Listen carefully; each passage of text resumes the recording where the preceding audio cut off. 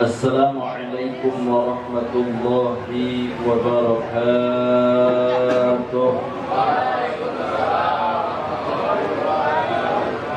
Bismillah, alhamdulillah, salatu wassalamu ala rasulillah Sayyidina wa habibina Abdillah wa ala alihi wa sahbihi wa man tabi'ahu wa mawalah. La hawla wa la quwwata illa billahi amma ba'du. Setelah membaca bismillah, alhamdulillah, salawat dan juga salam atas junjungan alam baginda Nabi besar Muhammad bin Abdullah. Lebih dahulu saya sampaikan salam ta'zim wa takriman khusus kepada al-murabbi tajwid, tahlim wa tadbir ashabul qur'an Alhamdulillah, da'i Allah al-mujahid al-sabil Ustaz al-Fadil Ustaz Abdul Rahim. Doakan semoga beliau selalu ada dalam lindungan Allah Subhanahu wa ta'ala, diberikan panjang umur, kebarakah dan ilmu yang telah beliau turunkan dapat bermanfaat buat kita dunia wal akhirat. Amin ya rabbal alamin. Jangan lupa salam hormat saya sampaikan al-murabbi Majlis Zikir Ratibul Abbas Al-Khair Kampung Sawah Ustaz Al-Fadil Al-Ustaz Al-Riyadi untuk saudara diri serta rombongan. Kita doakan semoga majlis yang dibimbing oleh beliau terus diistiqomahkan oleh Allah Subhanahu wa ta'ala, dan juga ketua dari majlis ta'lim wa tadbir Ashabul Usrah, kawan saya, teman seperjuangan saya lama, Bang Iwan. Kita doakan semoga beliau terus istiqamah, terus mendapat bimbingan dari Allah Subhanahu wa ta'ala. Khusus juga salam hormat saya sampaikan kepada Bapak Ketua RT dan terkhusus kepada keluarga besar dari Sahibul Musibah almarhumah Ibunda Asik yang malam hari ini jatuh malam ketiga. Kita doakan semoga keluarga yang ditinggalkan terus mendapat bimbingan dari Allah Subhanahu wa ta'ala, menjadi keluarga yang saleh dan juga salehah. Dan yang terhormat seluruh jamaah hadirin wal hadirat rahimakumullah. Tidak panjang kalam, saya hanya niat dari rumah ingin bersilaturahim ke tempat saya punya guru Ustaz Abdul Rahim. Tapi nyata tidak disangka dan tidak diduga, nyatanya majlis taklim beliau tidak di rumah beliau, tapi di kediaman Sahibul Musibah. Sudah banyak yang disampaikan oleh guru kita tadi, saya hanya melanjutkan apa yang beliau sampaikan, di mana pada malam hari ini kita memperingati peringatan yang ketiga dari kematian almarhumah Ibunda Ibu Asik. Tadi guru kita katakan kematian itu sesuatu yang pasti dan akan kita alami. Tidak pernah koordinasi, mau sehat ataupun sakit, mau senang ataupun susah, mau senang ataupun bahagia, mau senang ataupun tidak, tetap fa'idza jaa ajaluhum la yastakhiruna sa'atan wa la yastaqdimun. Karena itu enggak perlu kita kaget yang berlebihan. Kalau kita punya kawan, kita punya teman, kita punya saudara, di mana jam 8 pagi kita ngobrol dengan dia, lalu tiba-tiba dapat kabar jam setengah 9 wafat. Saya tanya jamaah yang hadir, kira-kira kaget tidak? Kaget tidak? Lumrah manusiawi, tapi jangan berlebihan. Insya Allah kalau saya Ustaz Abdul Rahim Bang Tuan mungkin nggak kaget, biasa-biasa aja, karena itulah kematian. Tapi yang bikin kita kaget, ini orang mati jam 8, jam 9 ngobrol sama kita. Itu yang bikin kita kaget. Kenapa kaget? Matinya jam 8, jam 9 asik ngobrol sama kita. Kira-kira yang kita ajak ngobrol siapa? Itu menjawab mengerti. Dan itu yang bikin kita kaget. Betul. Nah, almarhumah sudah lebih dulu dipanggil Allah. Kita pasti akan menyusul almarhumah. Insya Allah almarhumah orang baik. Amin. Insya Allah almarhumah ahlul khairat. Insya. Kenapa yang doain banyak, kuburan ketahuan? Karena itu almarhumah tadi saya katakan orang baik. Satu ketahuan, satu maaf. Kecolongan apa enggak, Pak? Kecolongan apa enggak? Kalau bahasa orang kampung Depok ada sama kampung Sawah di kecolongan apa enggak? Kadang-kadang orang lagi sekarat kita tungguin apa enggak? Ketahuan apa enggak? Nah, berarti itu enggak kecolongan. Loh memang kenapa Ustaz? Waduh kalau sampai kecolongan kita anak orang yang paling rugi. Makanya kalau orang tua sakit jangan jauhin. Kalau orang tua lagi lemah jangan jauhin. Deketin. Ada di samping dia, khawatir malaikat maut turun. Loh memang kenapa? Silakan Anda buka kitab Kasyful Ulumil Akhirah yang dikarang oleh Imam Ghazali radhiyallahu taala anhu, atau kitab Tadhkiratul Qurtubi yang dikarang oleh Al-Imam Qurtubi, saudara, pengarang dari tafsir Qurtubi, bahwa sesungguhnya seseorang enggak peduli mau presidenkah dia, mau menterikah dia, mau jenderalkah dia, mau apapun pangkat dan kedudukannya, mau kiai, mau ustadz, mau habaib, kalau dia lagi dalam keadaan sakaratil maut, iblis laknatullah akan memporak-porandakan dia punya keyakinan, akan memporak-porandakan dia punya keimanan, agar dia khurujuna minad dunya bighairi iman, keluar dari dunia tanpa bawa iman. Naudzubillah, saudara. Iblis laknatullah akan menggoda kita. Dalam kitab Kasyful Ulumil Akhirah, iblis yang memang menjadi musuh buat umat manusia, dia akan menyerupai wajah ayah kita diam di sebelah kanan kita. Ini Imam Ghazali yang bilang. Makanya jangan kaget kalau orang lagi sakaratil maut suka bilang begini, gua udah diparanin bapak gua, semalam bapak gua datang, engkong gua datang, kabuyut gua datang, terus orang-orang yang udah wafat disebutin. Biasanya begitu nggak? Ya, hati-hati Pak.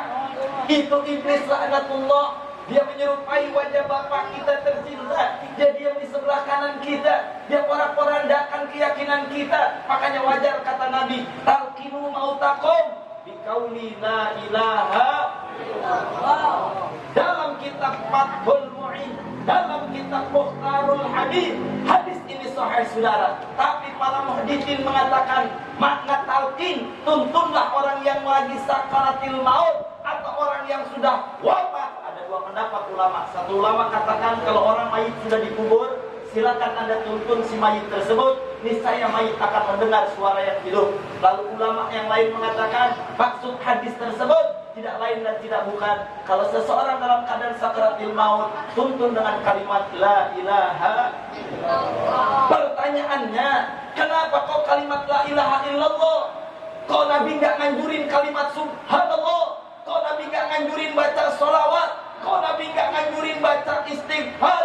Tapi Nabi menekankan kepada umatnya untuk mengucapkan kalimat la ilaha illallah. Ada apa, saudara? Oh, nyatanya saya aji dan saya kaji, nyatanya ada jawabannya, saudara. Ada di kitab Kasifatus Saja, karangan Imam Nawawi Al-Jawi Al-Bantani, saudara. Apa kata Imam Nawawi? Bahwa kalimat la ilaha illallah tunfil kufar, menolak akan kekufuran. Lalu pertanyaan kedua, apakah ada pengkafiran di saat sakaratil maut? Ya, kata Imam Ghazali, saudara. Iblis laknatullah akan merayu kita. Iblis laknatullah akan menggoda kita agar kita mati tanpa bawa iman yang dikenal dengan nama suhul khatimah. Ini iblis yang menyerupai wajah bapak kita, dia bilang begini, ini almarhumah udah ngalamin duluan. Mungkin kalau almarhumah bisa kita ajak dialog, pasti dia cerita. Saya punya keyakinan berdasarkan beberapa rujukan dan referensi kitab-kitab yang ada, sudah. Ini iblis yang menyerupai wajah bapak kita berkata, duhai anakku, kepala kujadikan kaki, kaki kujadikan kepala untuk membesarkanmu, untuk menafkahkanmu. Aku ikhlas, aku rela, aku ridha.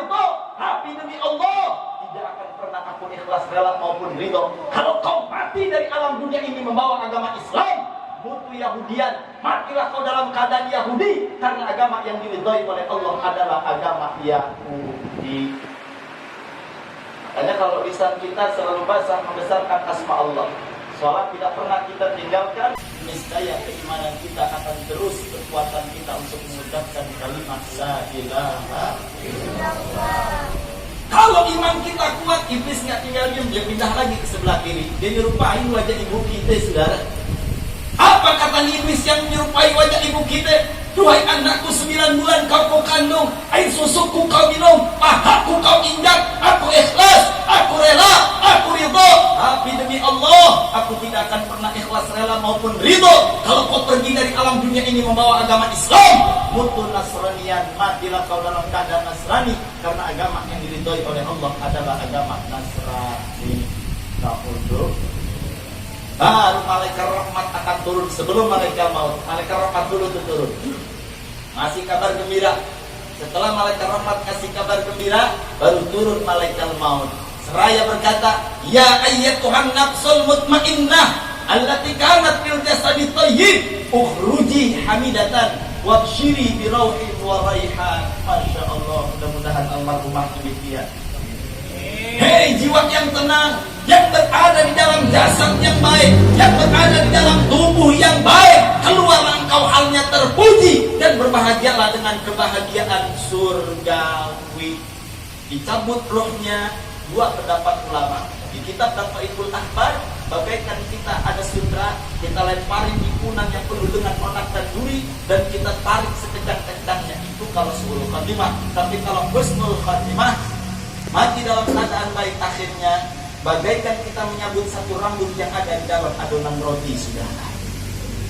Ketika roh ini dicabut, kitab Tampilul Qabilin menjelaskan, malaikat bersap-sap sejauh mata memandang, saudara. Mereka berkata, mahadihir roh tayyibah. Ruh siapa nih yang baik? Ruh fulana binti fulan, ahlan wa sahlan wa marhaban bihudurikum. Mudah-mudahan almarhumah dikira.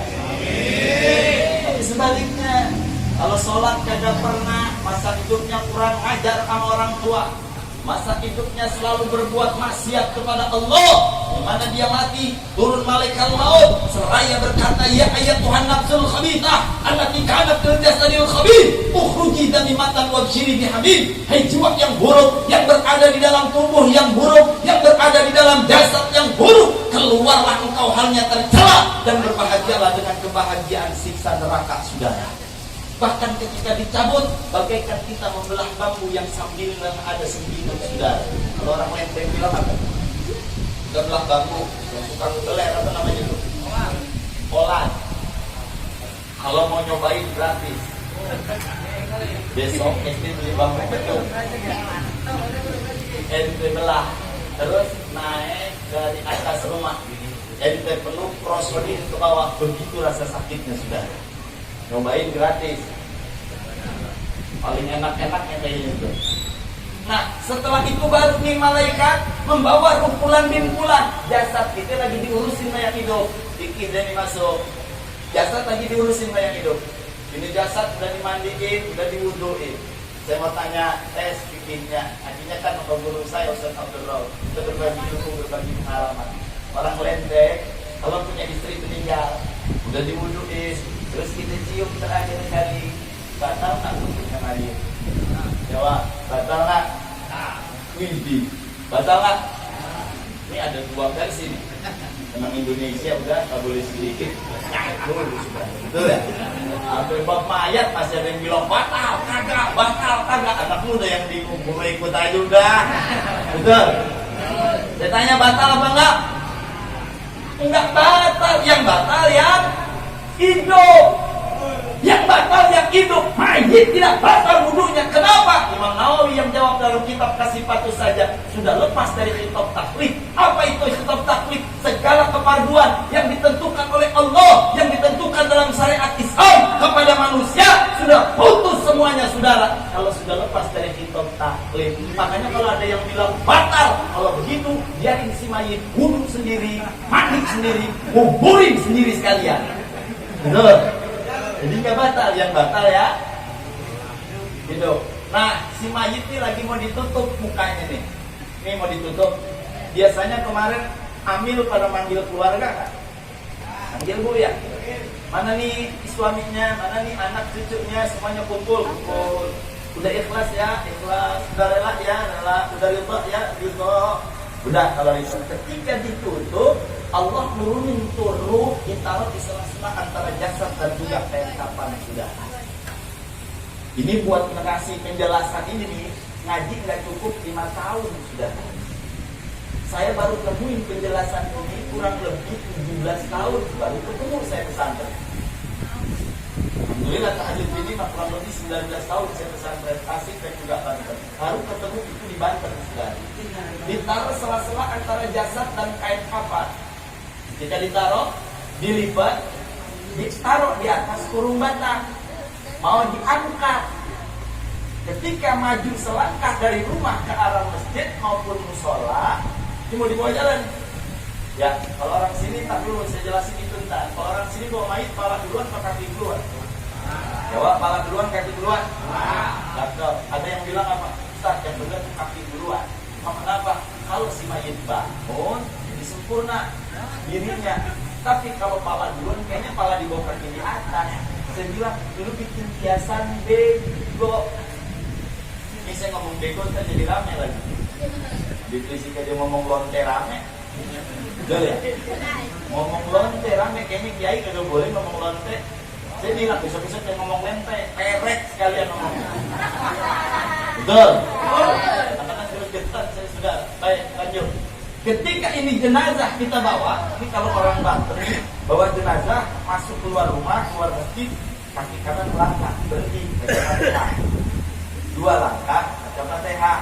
3 langkah sampai 7 langkah tuh baca Fatihah baru subhanallah bihamdihi sampai ke kuburan. Kalau bisa begitu, malah duluan yang jalan, ya.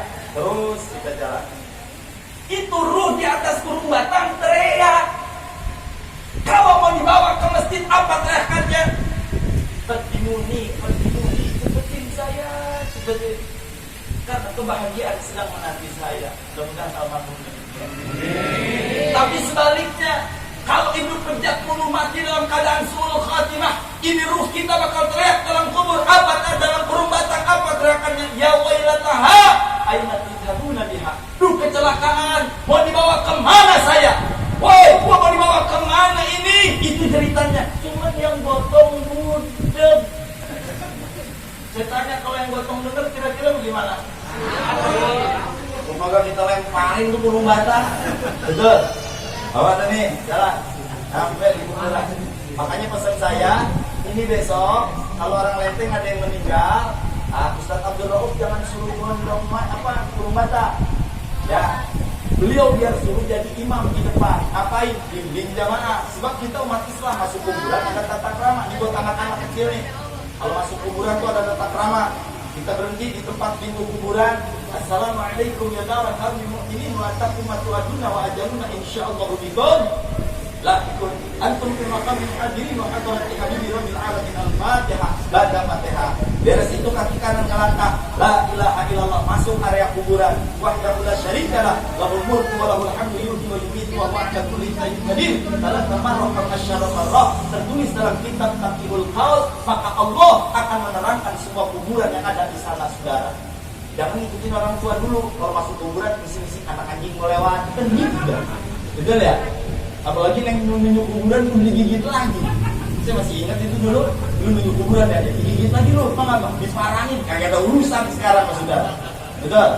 Nah, yang mimpin itu orang yang alim, jangan orang alim yang suruh megang kurung batang. Saya ngalamin Pak, waktu tinggal di STM Mandiri, ada yang meninggal jamaah saya, dia udah nadar, udah ngomong menitip wasiat gua kalau meninggal yang urusin gua bukan urusan bagus, itu wasiat gua. Ya mau nggak mau kita jalanin wasiat.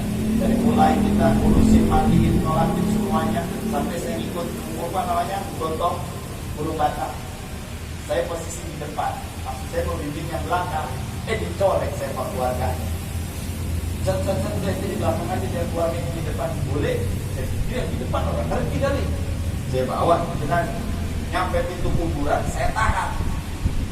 Assalamualaikum. Yang depan kagak tahu nongkrong, kita nahan. Mau tarik-tarikan, kayak bapak lagi ngegentak ikan emas 5 kilo. Iya. Orang betot-betotan sudah begitu ini hari ke depan saya tahan, hari ke depan saya tahan. Beres itu singkat cerita rame fitnah di mana? Di pangkalan ojek. Apa fitnah? Sampai sumpah demi Allah, gua yang ikut ngangkat tungku mayit. Sampai pintu kuburan berat tau gue bilang. Bukan jadi fitnah ini. Betul. Beratnya naudzubillah. Kenapa berat naudzubillah? Gua yang ngangkat, ini orang udah sumpah atas nama Allah emang betul. Lah gua yang nahan. Akhirnya ketika cerita membengkak, saya maju ke pangkalan ojek, saya klarifikasi, saya bilang itu semua salah. Bukan almarhum tidak diterima iman Islam yang cuma otakku betul-betul. Nah, memang gua yang nahan di belakang, ucap salam, lalu betot-betotan, lalu gua tahan. Begitu saudara, betul. Ya, karena itu dengan cara seperti ini, insya Allah sunnah-sunnah dalam Islam akan terus hidup, terutama mazhab Imam Syafi'i. Masuk sampai di pintu kuburan, saya tanya kemarin, yang nyagain mayit orang sini berapa orang? Kan kita bawa mayit udah nyampe di lubang di dalam, yang turun di kuburan berapa orang? Salah kalau jawaban begitu. Rukuk salah Ustaz. Jawaban yang tepat tergantung. Tergantung kalau mayatnya gendut atau orang. Kalau mayat gendut ya orang. Nah kalau mayat gendut ente bertiga kagak iban kita ente. Betul. Makanya pintar-pintaran jawaban tuh. Oh ya betul, berarti 4 kalau gendut, kalau kurus rukuk 3. Bismillahirrahmanirrahim Rasulillah. Taruh. Ketika kita taruh, saya tanya kemarin yang nurunin jenazah, yang nurunin mayit, pocongannya dibuka nggak? 4 ngikat, 5 muncuk, dibuka nggak?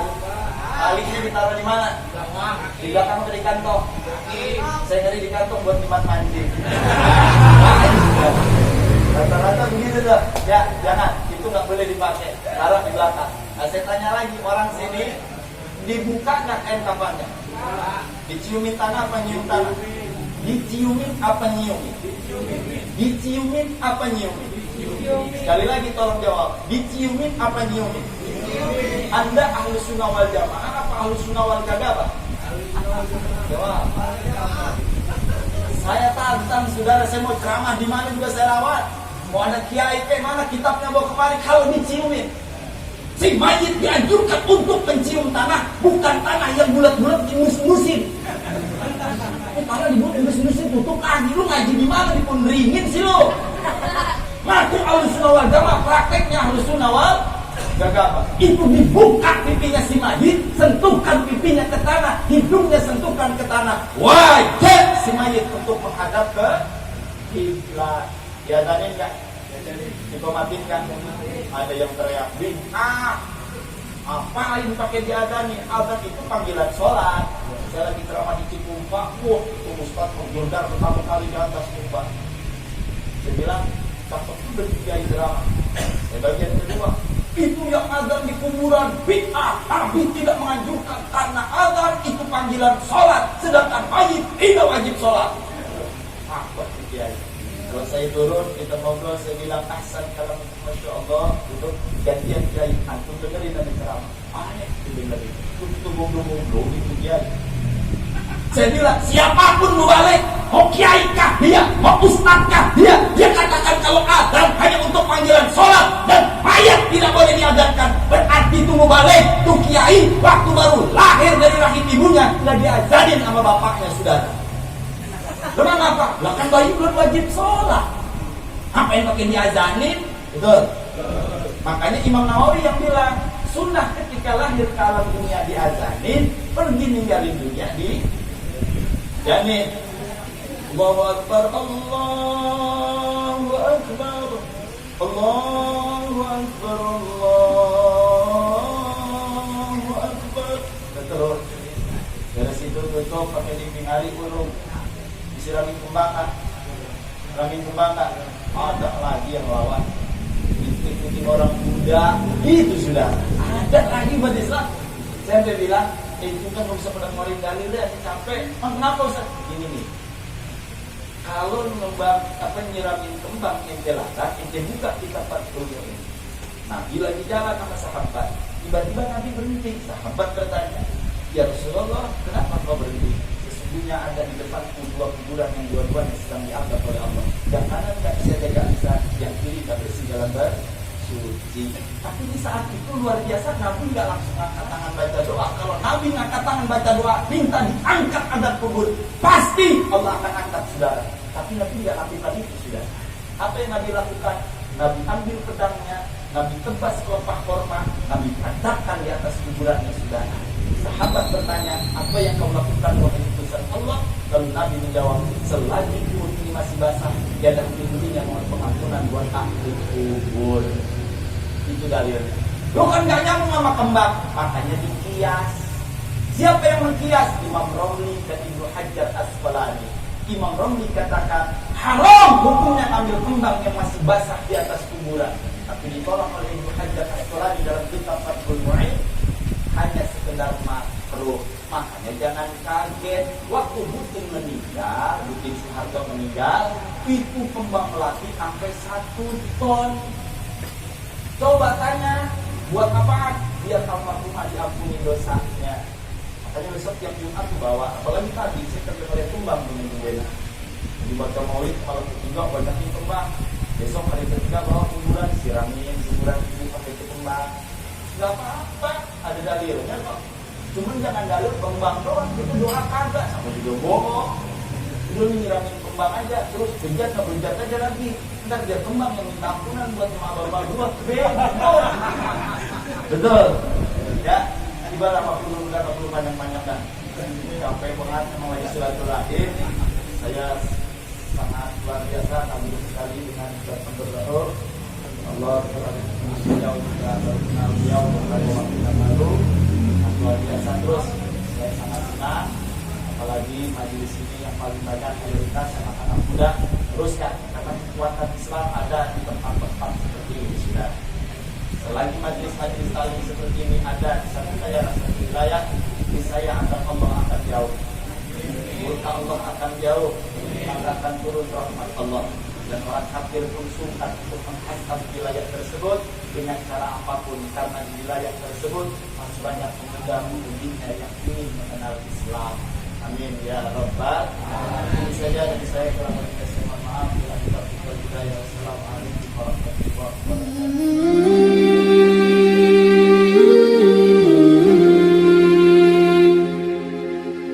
wabarakatuh.